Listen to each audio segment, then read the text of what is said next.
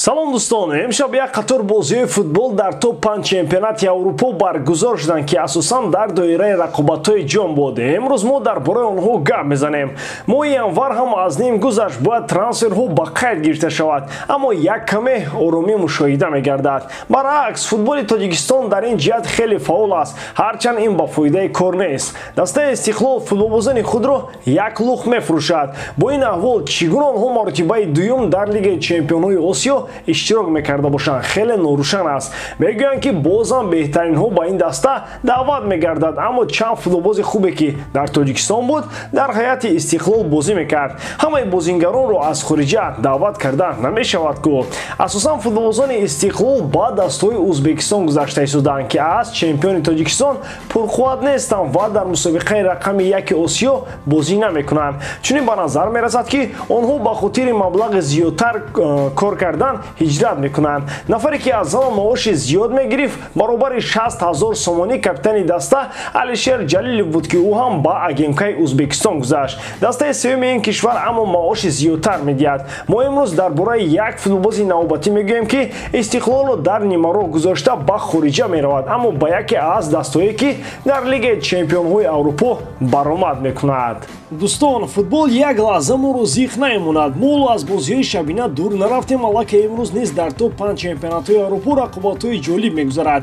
Барои бозан шавқвар кардани ин бозиҳо шумо метавонед аз хизматрасониҳои 1x истифода баред. Регистратсияи осон, пур кардани маблағ аз тамоми гӯшаву канори дунё, вале аз ҳам муҳим, бонус то $100 дар аввалин пардохт бо промокоди AMG 0777. ссилкаи бозӣ дар комментария. Ба ҳама муваффақият. шаби гузашта дар кишварҳои аврупоӣ бозиҳои ҷомҳои ин кишварҳо баргузор шуданд. Аз Англия оғоз мекунем. Дар Албиони Туманпеш дастаҳои Ливерпул ва Арсенал барои муайян кардани иштирокчии финали ҷоми Лигаи Англия ба вориди рақобат шуданд. Хотиррасон мекунем ки бозии якуми дастаҳо дар Энфилд бо натиҷаи мусовии 0-0 ба анҷом расид. Он бозиро бисёриҳо заифтарин дар замони Клоп гуфтанд, вале рақобати дуввум нишон дод ки Ливерпул бе Саллоҳ ва Мане ҳам зур будааст. No Саллоҳ, no Мане, no проблем. Жота ҳастку. Ин бозингари Португалия ҳам дар қисми якум ва ҳам нимаи дуввум гол зада Ливерпул бо ҳисоби 2-0 дар сафар Арсеналро шикаст дод. Акнун рӯзи 27 феврал дар майдони сабзи Уэмбли Ливерпул ва Челси барои муайян кардани ғолиби ҷоми Лигаи Англия ба майдони набард мебароянд. Дар Испания Барселона ва Атлетик дар даври яккашниҳои ҷоми ин кишвар вориди майдони рақобат шуданд. Бозӣ гӯё бо ҳисоби 1-0 ба нафъи Атлетик оғоз шуд. Каталониҳо нафас рост накарда тӯбро дар дарвоза шондиданд. Баъд аз чанд дақиқа Ферран Торес аввалин голи худро дар ҳайати каталониҳо зада ҳисобро баробар намуд. Шогирдони Марселино дар қисми дуввум боз ба пеш баромаданд, вале Педри дар сониҳаҳои охир ҳисобро боз баробар кард. Дар овертайм вақти Баско баландӣ кард, онҳо як голи дигар зада ба даври навбатӣ баромаданд. Барса аввалин маротиба пас аз соли 2009 аз даври яккашниҳои ҷоми Испания парид. Реал дар ин марҳила бар зидди Элче рақобат кард. Дар ин бозӣ мӯъҷиза рӯй дод. Иско ва Азар гол заданд. Дар 90 дақиқаи бозӣ гол зада нашуд. Дар овертайм якум Элче ҳисобро кушод, Иско онро баробар намуд. Азар бошад голи ғалабаоварро зада Реалро ба даври якчорниҳоӣ баровард. роҳбарони Бавария ва Барселона байни худ ҷангҳои паси пардагӣ доштанд. Муносибатҳои босои Бавария ва Барселона бисёр сарду тун гардиданд. Нафари хеле наздик ба Барселона ишора кардааст ки наметавонам бигӯям ки муносибатҳои каталониҳо ва мюнхениҳо бадтаринанд, аммо дақиқан онҳо бадтар аз чанд соли пеш мебошад.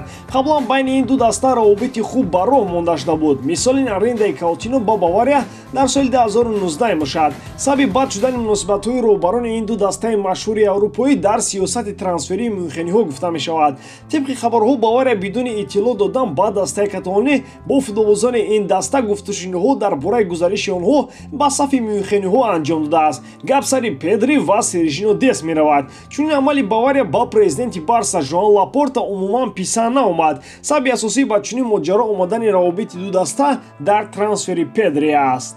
Директори варзиши Бавария Ҳасан Салихамиҷид ва директори техникӣ Марко Непе ҷиддӣ дар масъалаи бурдани Педри ба Бавария кор мекарданд. Қарордоди онҳо баъд аз он ки Педри бо Барса шартномаи нав имзо кард, баста нашуд. Барои дар оянда рух надодани чунин корҳо Барса дар шартномаи нави Педри нақдина ё тавонпули ӯро 1 миллиард евро навиштанд. Ин амали Барселона боиси хашму ғазаби мюнхениҳо гардид, чунки онҳо тобистони соли 2022 мақсади харидани Педриро бо нархи гарон доштанд. Барселона ҳам дар ҷояш ором нест ва кӯшиши ҷалби футболбозони Баварияро мекунад. Яке аз чунин нафарон дифоъгар Николас Зюле аст ки шартномаи ӯ тобистони соли ҷорӣ ба анҷом мерасад. Гузашта аз ин катониҳо бо маҳоратҳои ҷавони Бавария Кенан Иледзе ва Габриел Видович ҳамеша дар иртибот қарор доранд.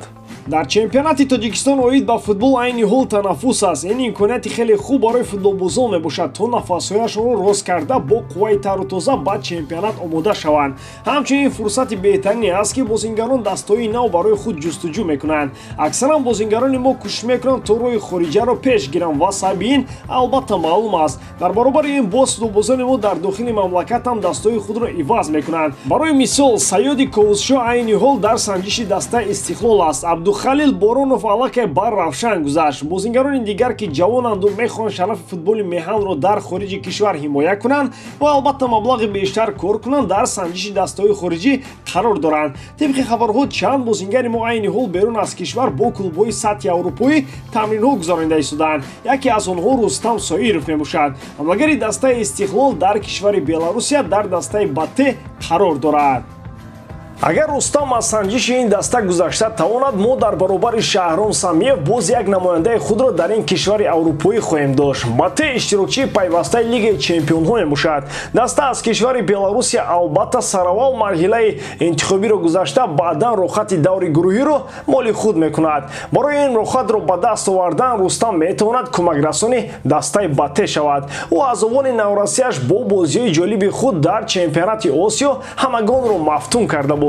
Дар сатҳи баланди Лигаи Чемпионҳо бозӣ кардани Рустам метавонад барои гузаштан аз санҷиши ин даста, ки албатта бо стандартҳои аврупоӣ ҳамлагари моро баҳо хоҳанд дод, кӯмаки зиёд расонд. Ҳар қадар шумораи бозингарони мо дар чемпионатҳои аврупоӣ бештар шавад, ҳамон қадар барои пешрафти футболи меҳан ва натиҷаҳои тими миллӣ беҳтар хоҳад буд. Шумо дар ин бора чӣ мегӯед дӯстон? Ҳатман фикрҳои худро дар комментария нависед. Ба ҳамин тамом, боварӣ дорам ки эҷодкории ман ба шумо писанд меояд. Лайк, комментария ва дар канал обуна шуданро аз ёд набароред. Бо шумо мисли ҳар вақта Муҳаммад Гаиров.